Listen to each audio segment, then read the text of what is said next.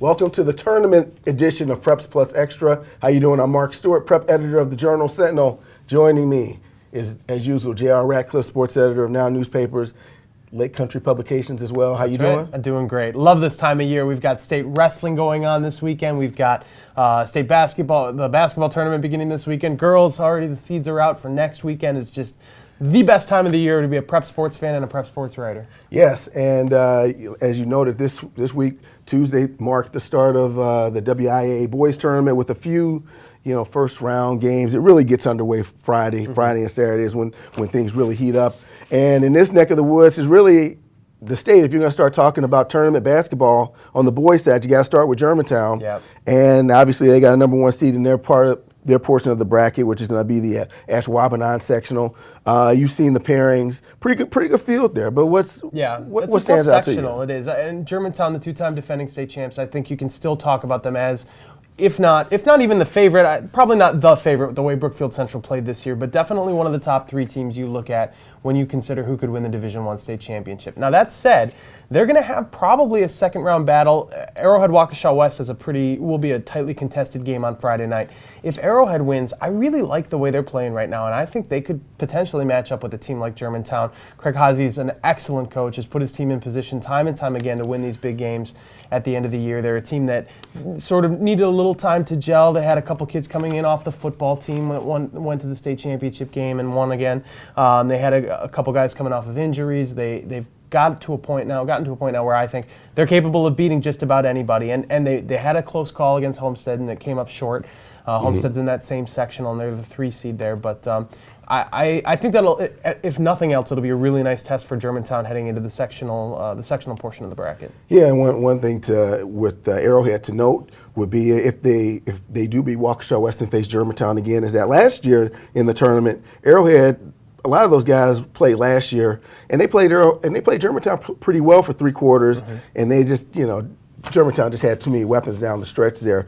But yeah, a lot of great first-round matchups in that bracket. Sussex Hamilton and Homestead jumps out at me. Definitely. And that's a Friday night game. I'll be there at that one. Yeah, Arrowhead, Waukesha West, those two teams split this year, so that's going to be it's going to be a fun time of year. And unfortunately, there's going to be a really good team that doesn't even win a tournament game. Right, there's a lot of early exits. And even if you look at the Saturday games, so many teams that you'd like to think deserve to be in the sectional are not going to make it because their brackets are so tough, whereas other portions of the bracket are pretty weak. So that's going to happen every year the way the WIAA sets this up. I mean, you look at a team like Mugwanago, had a nice season. They're the third best team or third or fourth best team in the Classic 8. They're a #1 seed and have a bunch of teams. And this happened to them last year as well when they were a truly great team. Not that many winning records in that corner of the bracket. They could get all the way to the sectional final, face Madison Memorial again. They could go to state again with a team that has 3 teams ahead of it in the Classic 8, or more like 2 teams ahead of them in the Classic 8. But still, it's just the way the ball bounces with the WIAA. Yeah, it does look like it probably is going to take a major upset for Mugwanago not to get to the sectional, and maybe and probably not to get to the sectional final. So that's kind of how. You hate to say watered down, but it's a down year for a lot of those teams in that portion of the bracket. Definitely. And then we're talking another portion of the bracket, Brookfield Central. They're going to be favored to get back to state, but they have a tough little grouping too.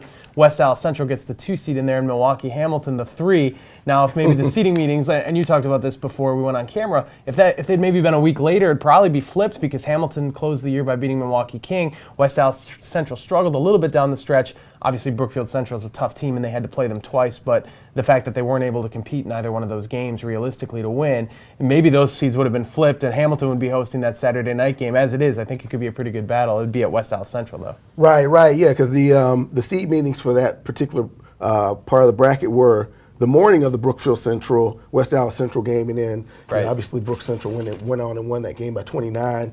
And then Milwaukee Hamilton took Brookfield Central to overtime back in December. Definitely. So there would have been some comparison there to say, hey, we deserve that second round game and or that better seed, and then that would have given them, presumably, if they both teams win Friday night, it would have shifted the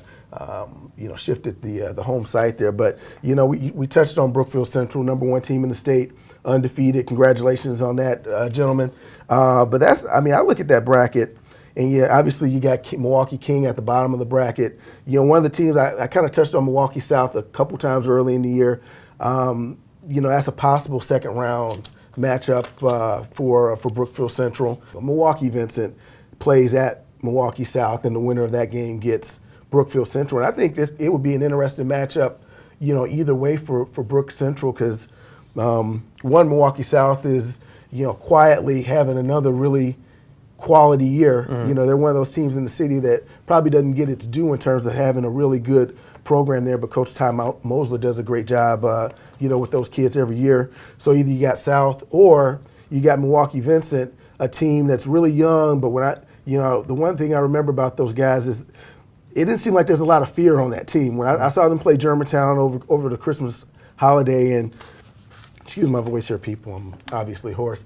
And those guys were really, it was like they were relishing the challenge. So it's gonna be it won't be an easy role for Brook Central. You know, not even, you know, from the start. That first game is going to be, you know, pretty challenging. And kind of a disappointment that if Brookfield Central and Germantown both get through these rugged sectionals we're talking about, then they would meet in the state semifinal. They don't even get to possibly meet in the state championship game. So that's just the disappointing way the bracket fell this year. But somebody's going to be pretty battle tested when they get to state coming through those sectionals. Yeah, and before we shift gears to Division II, we'd be remiss in not saluting Racine Case. They got the #1 seed, went undefeated in the Southeast Conference for the second straight year. So, you know, you got Racine Case has probably, you know, got a chance to either face West Allis Central or probably Milwaukee Hamilton, one of those two teams in the sectional to get to the sectional final. But I want to give those guys a shout out to our friends down in Racine, just in case they were feeling neglected. Division II, when you saw that bracket and, you know, knowing how teams are playing heading into the tournament, what jumped out at you? I think Whitefish Bay could be considered a little bit of a sleeper. They were maybe the third best team in the North Shore. Well, definitely the third best team behind Homestead, who had a very good year, and obviously Germantown, whom we've been talking about. So they get a little bit underappreciated when you talk about some of the area's best teams. Now, to get through, they would have to beat a Wisconsin Lutheran team that has pretty much taken all comers this year, defeated Germantown when they were down a couple players, but still, I think would have been a very competitive game even if those players had been there. And Wisco could have very easily won that as well. I mean, they're a tremendous team, guard-oriented. They do what they do every year. And obviously coming off of an appearance in the state tournament, they're capable of getting back there again. So if Whitefish Bay gets there, they'll have beaten one of the best teams in the entire draw. But I just think, I have a feeling the Blue Dukes could be one of those sleeper possibilities. And, you know, you talk about being a sleeper. I think I look at Milwaukee Pius and I say maybe this is a team that can do something as well. Yeah. Pius and Whitefish Bay look like they're set to probably meet in Saturday.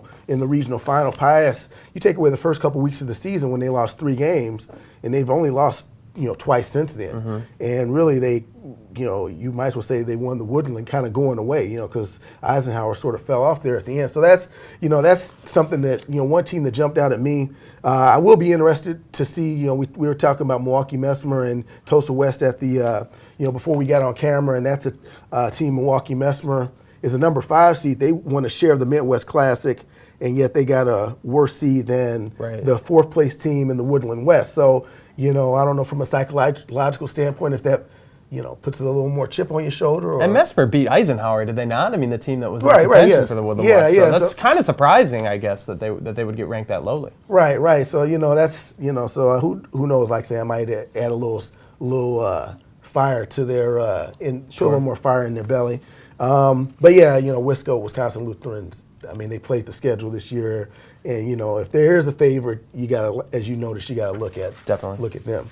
Now, next week we're gonna have our girls tournament preview, and hopefully my voice will be better by then. But 2 teams that are probably gonna make some noise at the Division II level: Milwaukee Pius and Pewaukee. We caught up with the coaches and a player from Milwaukee Pius after their game last week. Let's hear what they had to say. And you got to give them a lot of credit. They played great defense on us. You know, we went 0 for 14 from the field in the 4th quarter. You're not going to win many games doing that. And all the credit goes to them for taking away a lot of things that we want to do offensively. They know what we want to do, and they took a lot of that stuff away. They're an offensive machine. I mean, and we practice hard against their offense and try and stop our girls in practice. And it's tough. I mean, they're good. So we're very fortunate to beat them on their home floor tonight. Well, for the past 2 years, we've tied for conference. And this year we just really wanted to win it ourselves, so that was our goal. Well, JR, I will let them have the last word this week, and we'll talk more girls hoops next week. Till then, I'm Mark Stewart, and for more Preps Plus action, be sure to watch me and Lance Allen every Sunday night on TMJ4. Take care.